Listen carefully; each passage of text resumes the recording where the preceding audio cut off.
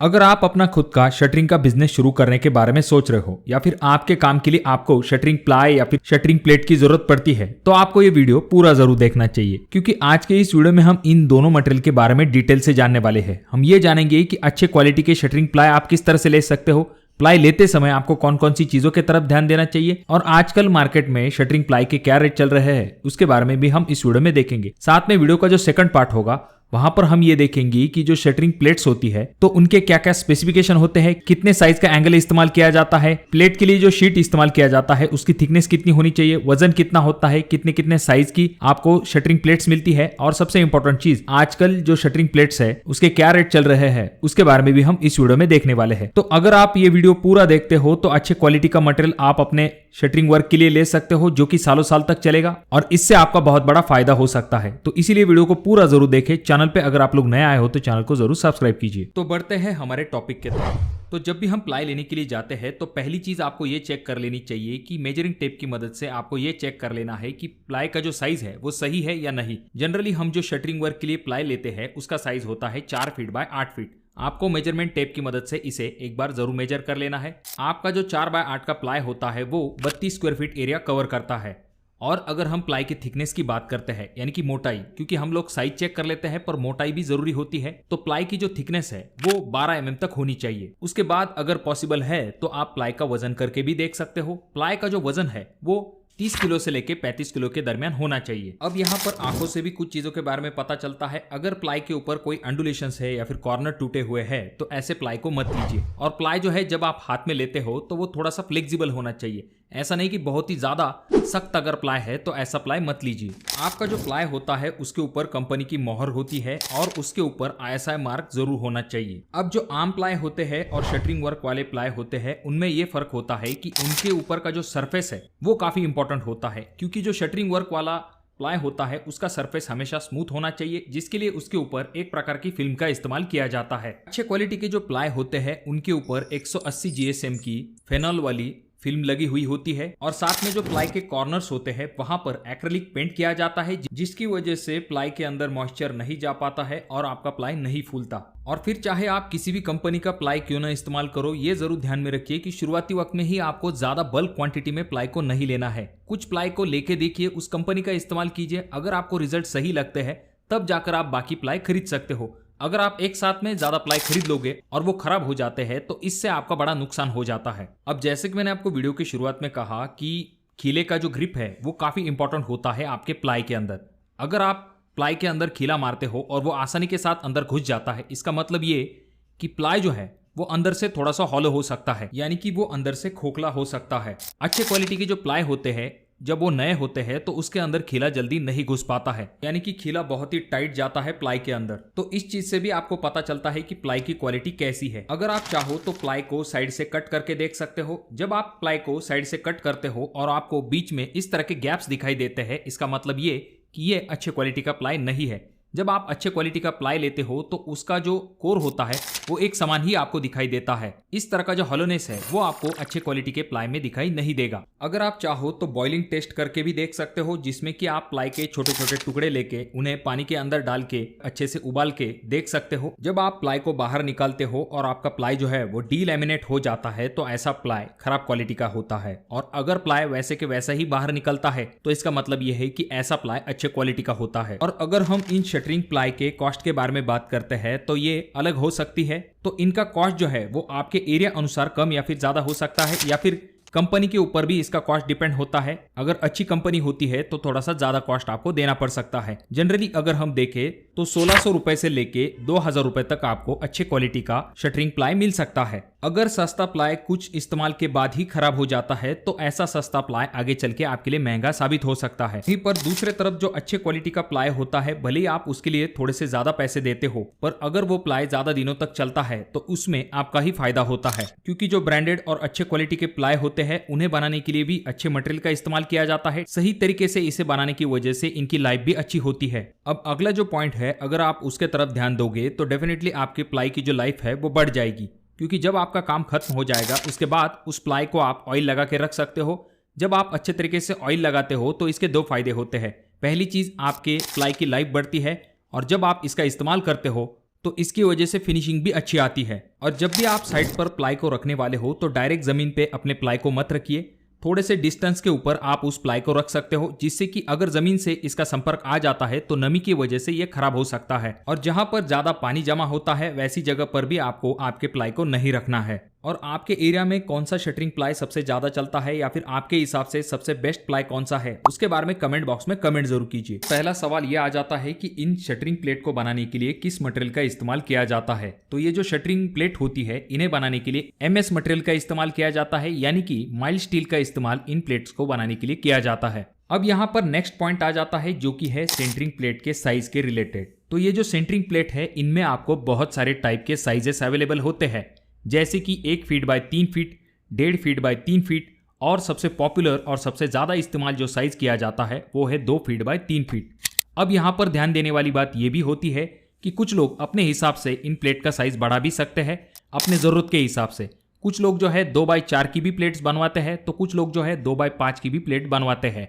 पर यहाँ पर आपको यह भी ध्यान में रखना पड़ेगा कि जितना बड़ा प्लेट का साइज होगा उतना ही उसका वजन बढ़ जाएगा, और जितना ज्यादा वजन होगा उतना ही उस प्लेट को हैंडल करना काफी डिफिकल्ट हो जाता है। साथ में इंस्टॉलेशन करना, ट्रांसपोर्टेशन, ऐसी चीजों में भी दिक्कत हो सकती है। इसीलिए जो रेगुलर साइज है उस साइज का इस्तेमाल ज्यादा किया जाता है, जो कि है 2 बाय 3, जिसको कि ट्रांसपोर्ट करना हो या फिर हैंडलिंग करने में आपको कोई भी दिक्कत नहीं होती है। जनरली जब भी हम मार्केट में प्लेट्स लेने के लिए जाते हैं तो हमें 3 टाइप की शटरिंग प्लेट्स मिलती है। पहली जो कि हम किसी लोकल कारागिर से बनवा लेते हैं, दूसरी टाइप की जो प्लेट्स होती है वो फैक्ट्री मेड प्लेट्स होती है, और तीसरे टाइप की जो सेंटरिंग प्लेट्स आपको मार्केट में मिलती है वो आपको सेकंड हैंड भी मार्केट में शटरिंग प्लेट्स मिल सकती है। अब जो लोकल कारागिर आपको शटरिंग प्लेट्स बना के देंगे वो आपके हिसाब से बना के दे सकते हैं, जहां पर आप अपने हिसाब से हेवी मटेरियल का भी इस्तेमाल कर सकते हो। अब फैक्ट्री मेड प्लेट्स लेने का फायदा ये होता है कि अगर आप बल्क क्वांटिटी में प्लेट्स लेते हो तो आपको थोड़े से कम दाम के अंदर प्लेट्स मिल सकती है, और वहीं पर जो पुरानी प्लेट्स होती है वो बहुत ही कम दाम में आपको मिल सकती है। पर आपको ये भी ध्यान में रखना चाहिए कि प्लेट्स ज्यादा बेंड ना हो।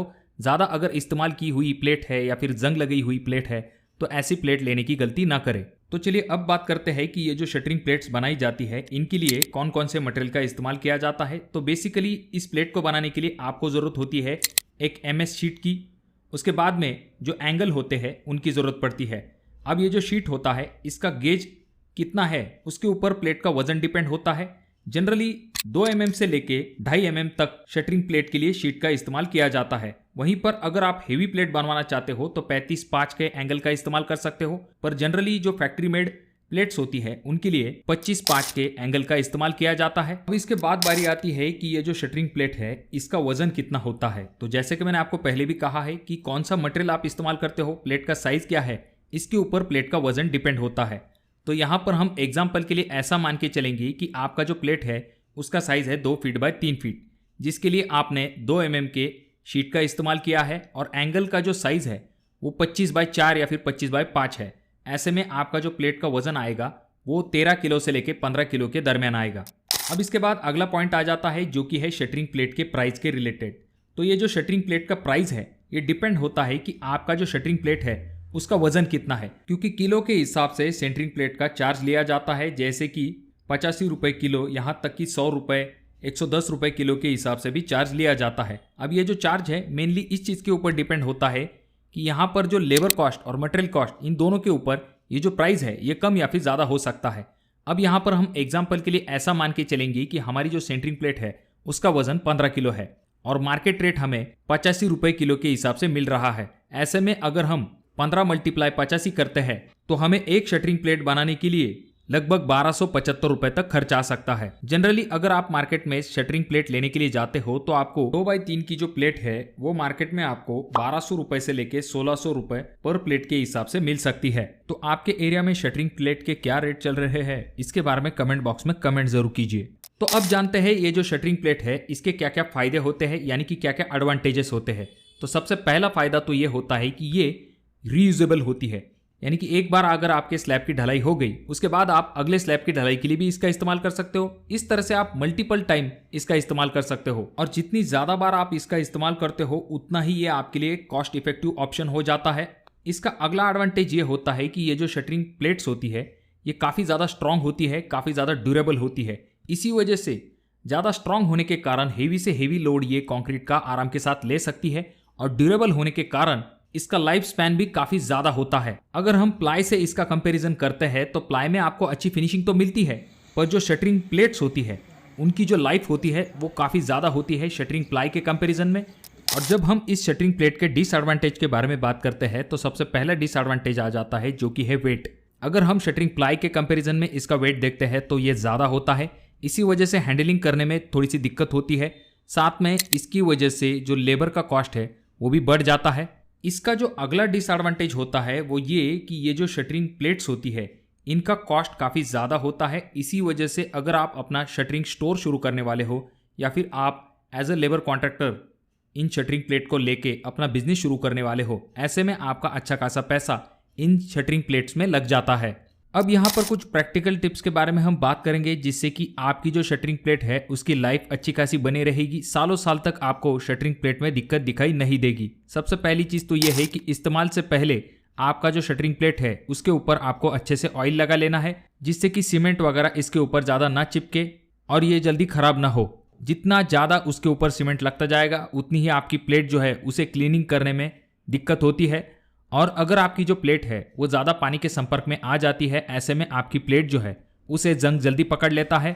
इसीलिए जब काम भी कंप्लीट हो जाता है तब भी आप उन प्लेट के ऊपर ऑयल लगा के रख सकते हो। इससे होगा ये कि आपकी जो प्लेट की लाइफ है वो भी बढ़ जाती है।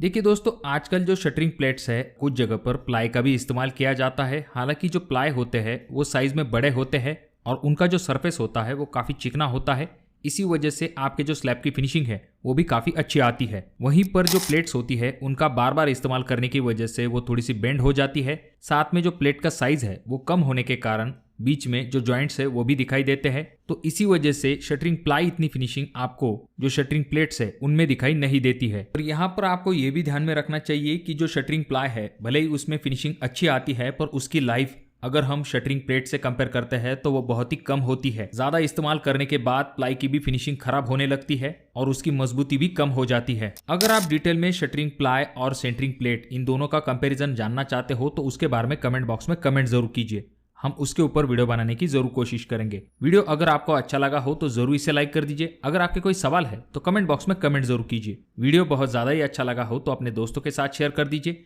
और ये जो तीनों वीडियो है इनमें से कोई एक वीडियो आपके जरूर काम में आ सकता है।